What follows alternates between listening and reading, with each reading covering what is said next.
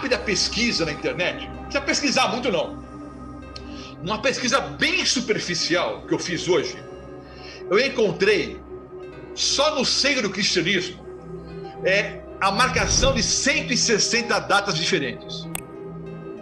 Num estudo assim bem superficial que eu fiz hoje. Se você procurar mais a fundo, com certeza você poderá multiplicar esse número por 2, 4, 12, 50, sei lá. Numa rápida pesquisa, achei 160 datas só no seio do cristianismo. Coloquei apenas 4 aqui na tela, né? O Alfeu jogou aí para vocês enxergarem. Olha só. Coloquei só 4. O tempo não permite nós mostrarmos todas, né? E nem tanto interesse em relação a isso. Mas olha só. Em 992 da era cristã, 992 depois de Cristo, ocorreu um fato interessante. A Páscoa caiu no mesmo dia da Anunciação.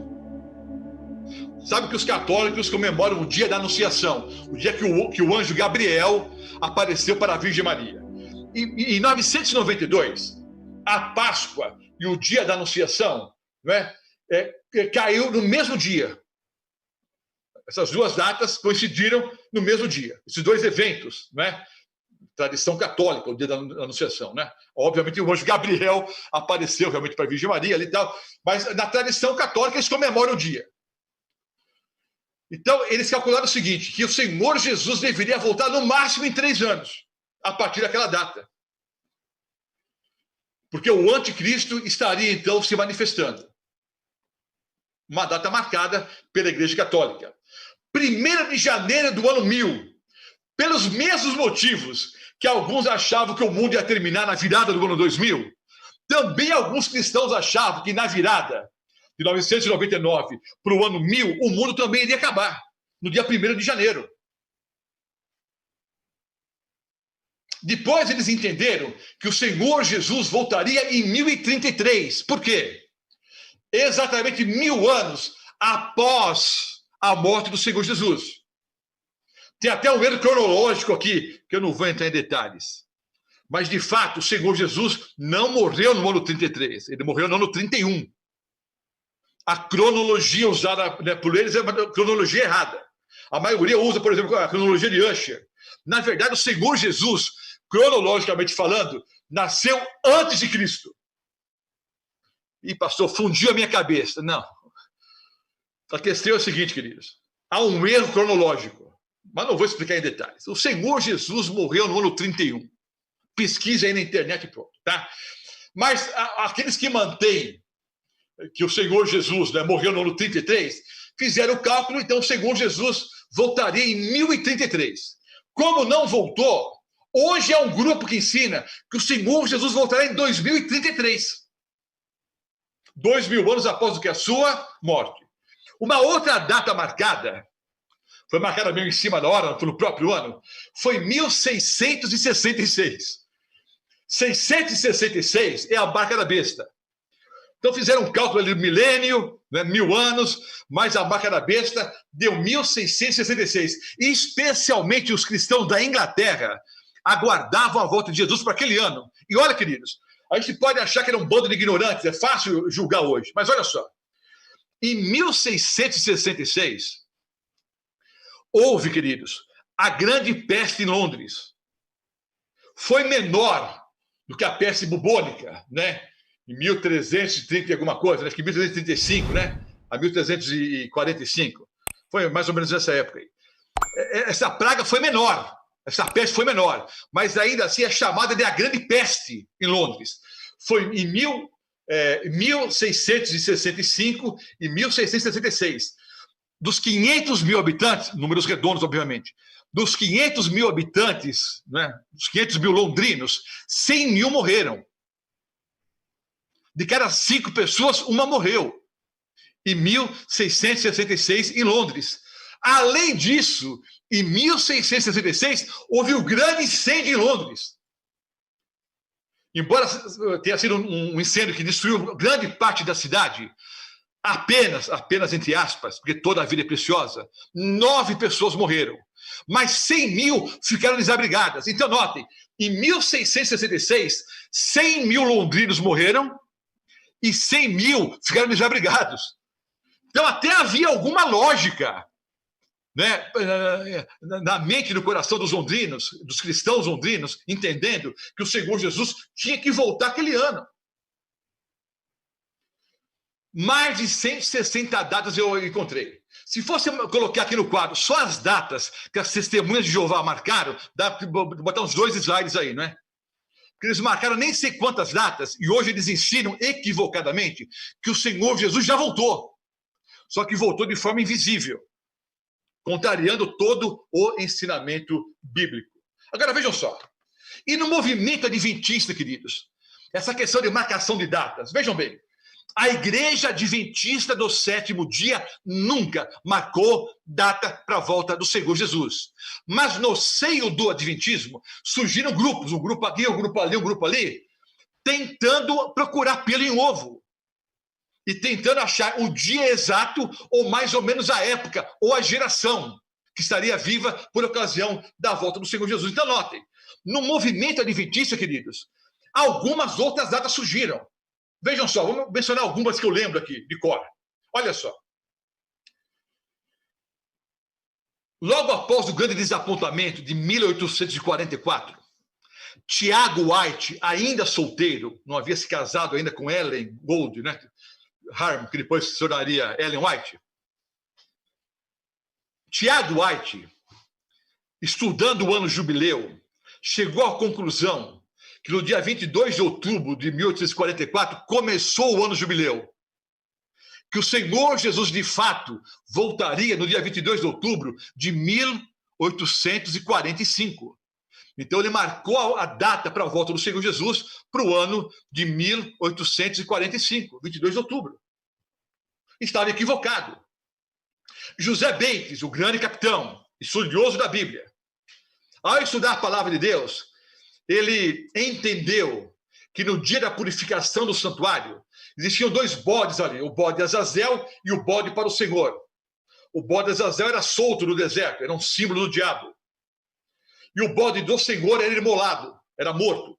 E o sangue desse bode era aspergido 7 vezes sob o propiciatório, no lugar santíssimo. Então, José Bates fez a seguinte conta. Ele entendeu que cada aspersão valia 1 ano. 7 aspersões, 7 anos. E marcou a data para a volta do Senhor Jesus para 1851.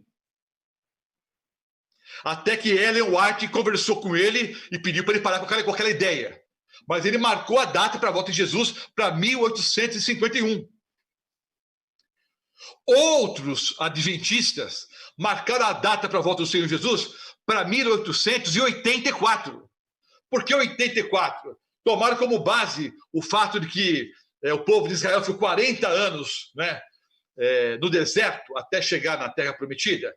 Fizeram uma associação em relação ao povo de Deus, à guarda do sábado, e chegaram à conclusão que após 1844 eles deveriam ficar mais 40 anos aqui na Terra. Marcaram, portanto, a data para 1884. Tantas outras datas surgiram. Queridos, em 1899,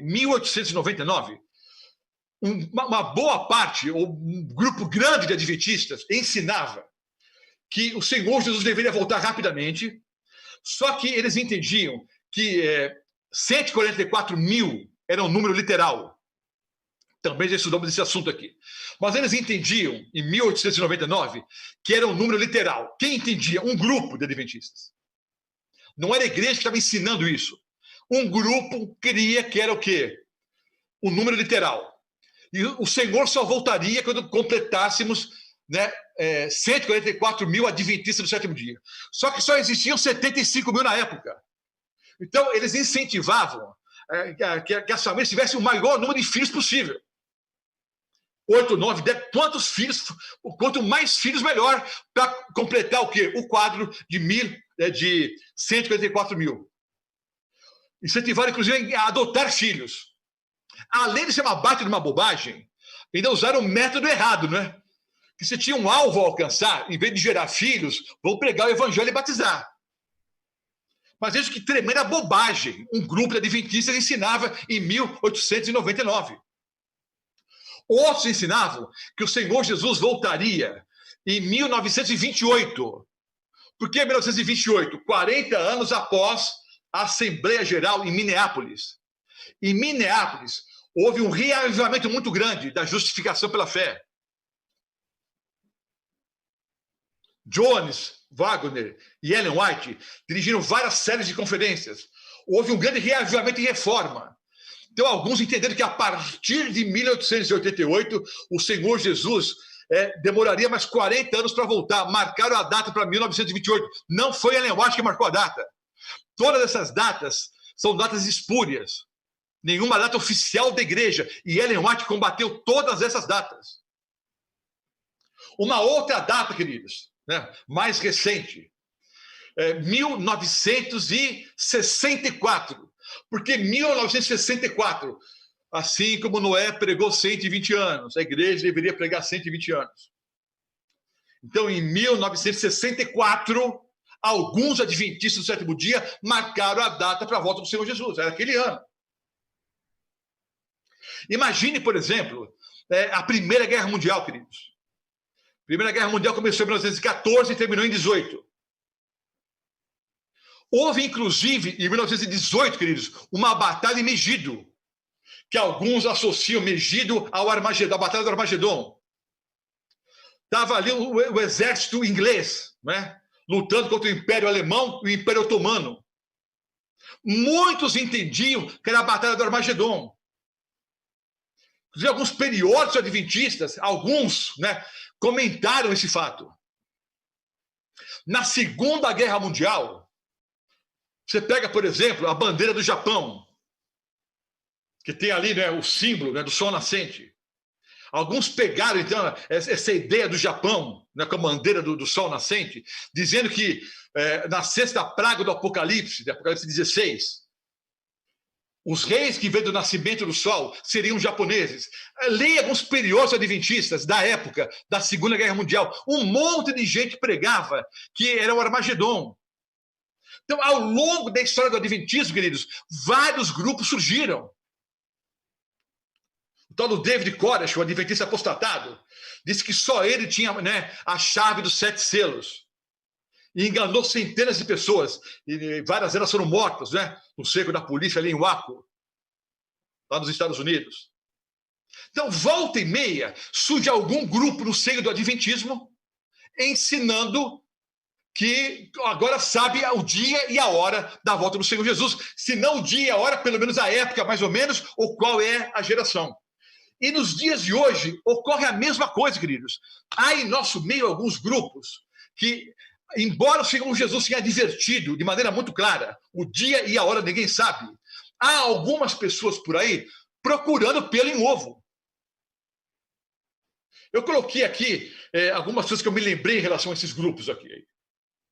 E eu já debati com alguns desses grupos ao longo do meu ministério. Tenho conversado com alguns desses grupos ao longo da minha vida, queridos. Então, vejam bem. Algumas pessoas pregam, né, que descobriram uma ideia original. Então, eles ensinam que é uma ideia nova, é uma nova luz. Então, a ênfase deles é na originalidade, no ineditismo, porque eles têm uma nova luz. Queridos, eu creio que o conhecimento bíblico pode ser progressivo, sim.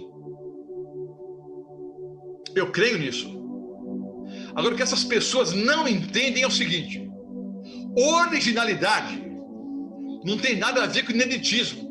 E nova luz não tem nada a ver com uma ideia original ou com ineditismo. É que nos dias de hoje, queridos, mesmo no seio adventista, né, você percebe o seguinte: se o pregador não inventar uma coisa nova para ele mostrar que é mais inteligente do que os outros, parece que a velha pregação, a velha semente, as velhas raízes não valem nada. Então, o terreno sólido em que está alicerçado a igreja, está alicerçada a igreja adventista do sétimo dia, a terra firme que nós podemos pisar, ela é substituída por um terreno pantanoso, com ideias novas, com ideias originais. Olha, eu pensei uma coisa que ninguém pensou até hoje, nem Jesus pensou. Porque o Senhor disse que o dia e a hora ninguém sabe, mas alguns grupos sabem. Eu creio, queridos, que o conhecimento da verdade é progressivo, mas esse crescimento é progressivo, não deixando de lado, né, os patamares, os alicerces já bem estabelecidos. Por exemplo, o movimento milerita não abandonou toda a linha cronológica. Toda a linha cronológica estava correta. Não, tudo isso está errado neste lado, não. Estava quase tudo certo. Eles erraram um ponto, um evento. Então eles não começaram do zero. Pegaram que já estava firmemente alicerçado e descobriram uma nova luz. Isso eu creio. Agora, você abandonar o historicismo. Toda interpretação profética adventista está alicerçada no historicismo.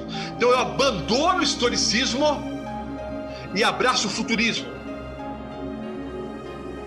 Para explicar Apocalipse 17, por exemplo, dizer que Apocalipse 17 se refere a 7 papas.